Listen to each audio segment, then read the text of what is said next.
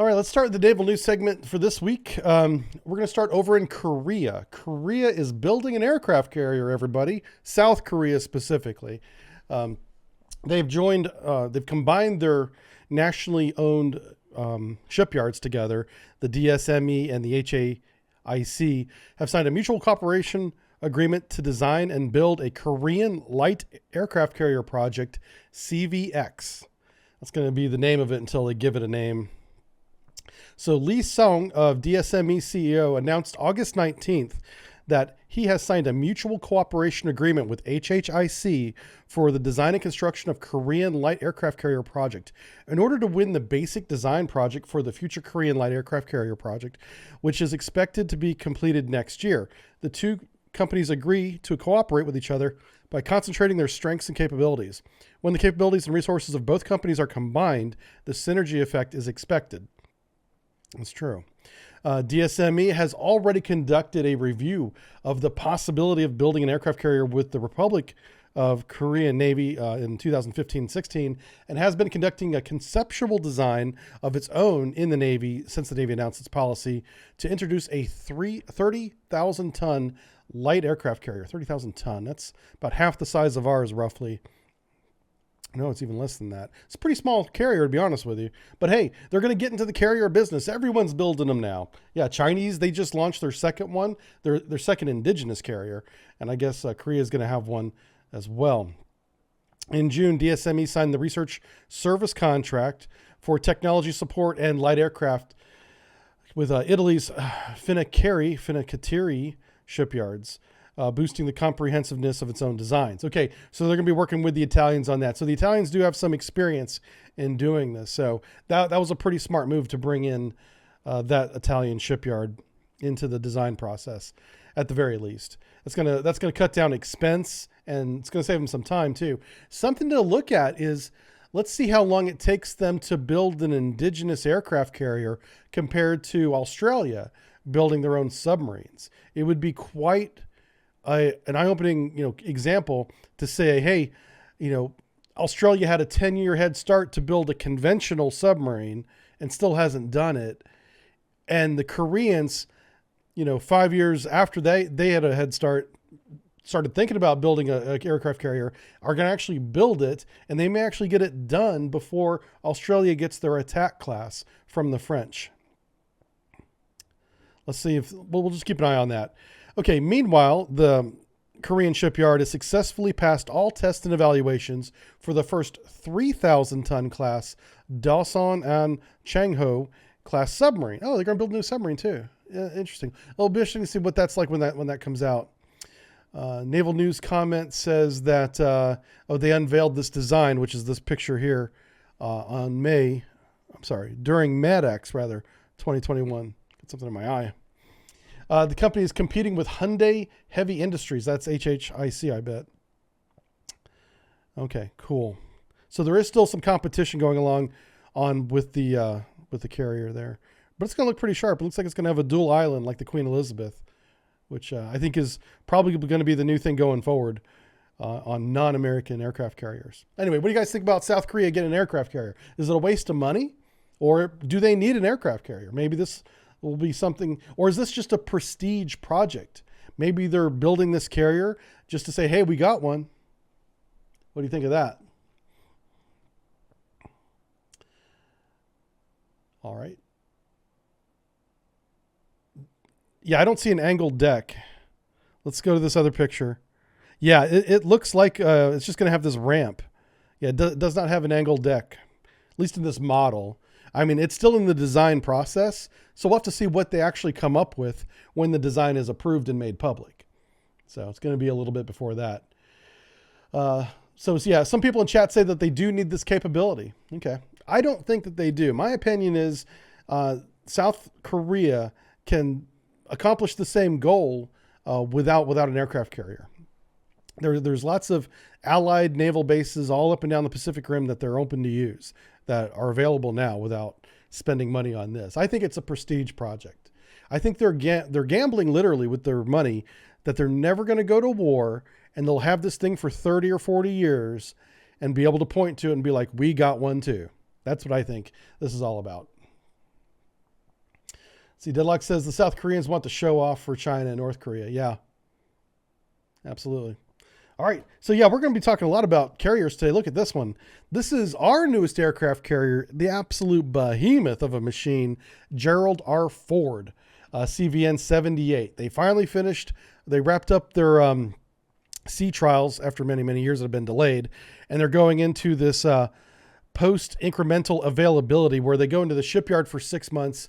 They tighten up anything that needs to be wrapped up, maintenance wise, get everything on board the ship operational, and they're getting ready to do their first deployment, which hasn't been announced yet, but it looks like it's going to be next year, right? Early next year, January, February, they're going to be going somewhere. So we'll see where they actually end up. But from the piece from Naval News written by, who's the author here? Oh, the Naval News staff. This is a conglomeration of people coming together. The Ford's post-incremental availability was scheduled to serve as the final maintenance phase of the ship prior to her inaugural deployment next year. The move to Newport News comes on the heels of a fast-paced, successful 21 months of post-delivery tests and trials, or PDT&T, and full ship stock or shock trials. That's the 40,000 pound explosions that they were doing. They did 3 of those explosions at different ranges, each getting closer to the ship. And she passed those. That was like 2 weeks ago now. So she's going back in for some maintenance. The future is going to be the JFK. We're going to get another JFK, an Enterprise, and a Doris Miller. They're going to be the next 3 of these, absolute chads of a, this picture doesn't really show you how big it is. I mean, you can look at these tugboats, and these tugboats are large ass tugboats, and they're just dwarfed. Look at this tugboat here underneath the fantail. It's literally under the fantail because it can come right up to the hull, and it has all this overhang over it. It's such a large ship. It's insane. I am really impressed with this. I mean, I give the United States a lot of crap. I think we put too much money and effort and belief that our carriers are going to survive day one of any war. I think that they won't. But that aside, just looking at this machine is incredible. The fact that it works now, all the systems on it are working properly, and this thing can operate an enormous air wing. I mean, I don't think the numbers are public as to how many it can fit, but it's got to be more than anything we've ever put to sea because this thing is huge. I mean, it looks like twice the length of the old aircraft carriers. I don't know if it actually is, but I must see this in person. I have to find a way to get to the waterfront in Norfolk and see this thing. All right, let's continue with the piece from Naval News. They say during the PDT&T, the crew completed all required testing, accomplished planned improvements and maintenance ahead of schedule, and learned a valuable lesson to increase reliability of the Ford systems classes. Yeah, because one of the criticisms was a lot of the systems were not reliable. They either failed right away or they worked once or twice and then failed. But over the past 21 months, almost a 2-year period, they had been improving and fixing those things. So all those criticisms that I've done of this specific ship in the past, I even made a YouTube video about it called the $12 billion barge, because 2 years ago, this thing didn't work. Well, it's working now. So I still stand by those comments from 2019, but in 2021, I'm pretty impressed. This is a big SOB. There's like a second one there. Is this one under construction, possibly? Just behemoth machines. Anyway, it says earlier this month, the Ford completed its final explosive event, the FSST, during a 4-month testing evolution. First-in-class aircraft carrier withstood the impact of 3 40,000-pound underwater blasts, released at distances progressively closer to the ship to confirm that it can continue to meet demanding mission requirements under harsh conditions it might encounter in battle. And that's kind of the end of the piece there. They're just saying that, hey, it's going to go into a maintenance period for 6 months, and then it's going to go on deployment early in 2022, which will be nice to see this thing actually serving the country after we've put over a decade of money and effort into it. Sailors could have re-enlisted twice and been on board this ship and never gone to sea on a deployment. Maybe just go on to sea onto sea trials, because it's been under construction and testing for at least 8 or 10 years? Yeah. The program is even older than that, but I'm talking about whenever they started staffing it with sailors, it's been 8 or 10 years. Yeah. Pretty insane. How long it takes to get these machines working. Heyman says, I have an overflight shot of the Ford and the Nimitz side by side. I would love to see that. If you can send that to the moderators and they'll get it up on our website, I'll take a look at it.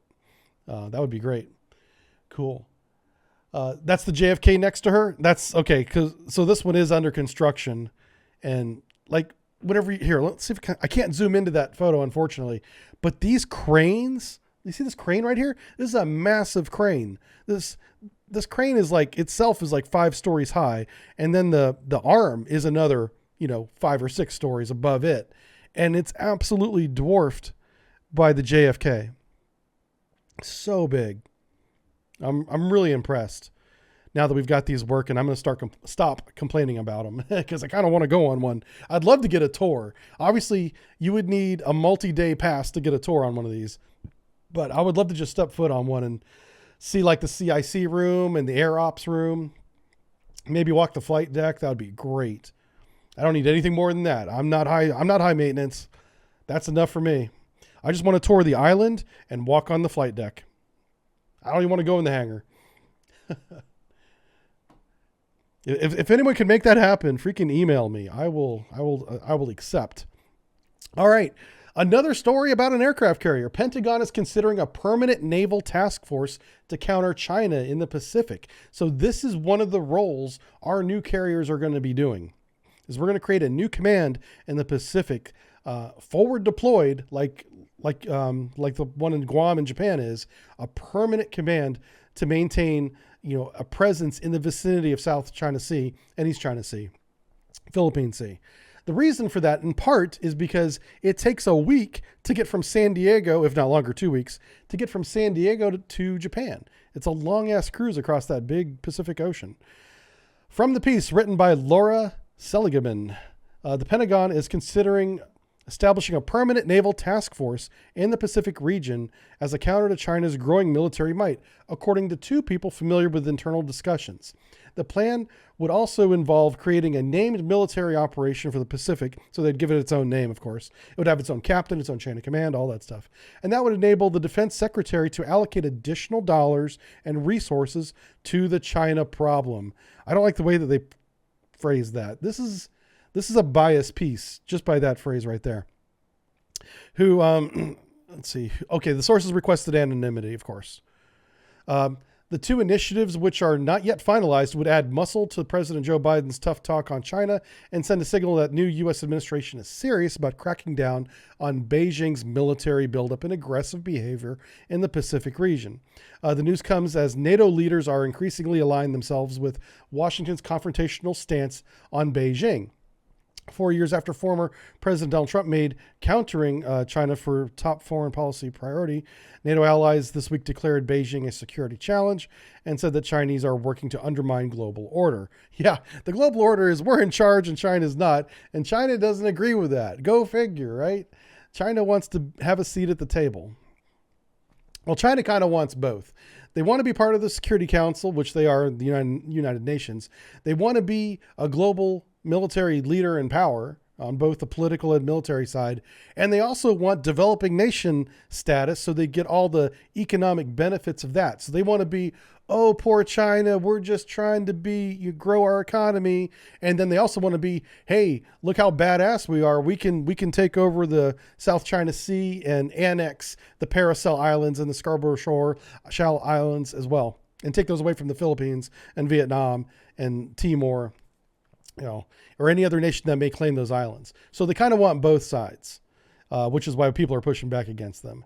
The first thing they should have done this years ago is remove favored nation status from China and developing nation status from the UN, because those 2 programs by themselves really help China buy things on the world market at a reduced rate, or there's certain advantages, the economic advantages to both of those programs.